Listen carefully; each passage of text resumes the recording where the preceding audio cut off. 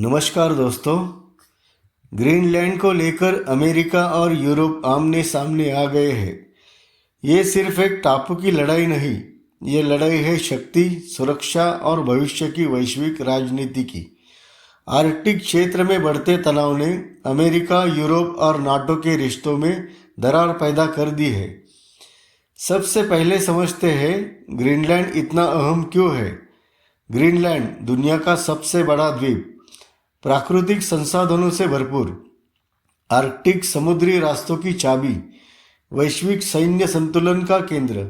जलवायु परिवर्तन के कारण आर्कटिक की बर्फ पिघल रही है और इसी के साथ खुल रहे हैं नए व्यापारिक और सैन्य रास्ते। इसी वजह से ग्रीनलैंड अब महाशक्तियों की नज़र में है। अमेरिका का कहना है कि ग्रीनलैंड उसकी राष्ट्रीय सुरक्षा के लिए बेहद अहम है। अमेरिका को डर है कि आर्कटिक क्षेत्र में दूसरी वैश्विक शक्तियों का प्रभाव बढ़ रहा है।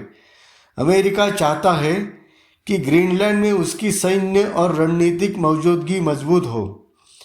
वॉशिंगटन का दावा है कि यह कदम सिर्फ सुरक्षा के लिए है, लेकिन सवाल ये है, क्या यह सिर्फ सुरक्षा है या फिर वैश्विक दबदबा कायम करने की कोशिश। अब बात यूरोप की। डेनमार्क और यूरोपीय संघ ने अमेरिका के रुख पर सख्त आपत्ति जताई। यूरोप का साफ संदेश है, ग्रीनलैंड बिकाऊ नहीं। ग्रीनलैंड की अपनी सरकार है, वहाँ की जनता का अधिकार है, किसी भी तरह का बाहरी दबाव स्वीकार नहीं। यूरोपीय नेताओं ने चेतावनी दी है कि अगर दबाव की राजनीति हुई तो उसके आर्थिक और कूटनीतिक जवाब दिए जाएंगे। इस पूरे विवाद ने नाटो को भी मुश्किल में डाल दिया है। एक तरफ अमेरिका, दूसरी तरफ उसके ही सहयोगी देश। नाटो में ये अब तक की सबसे बड़ी राजनीतिक दरार दिखाई दे रही है। वैश्विक बाजारों में अस्थिरता बढ़ रही है।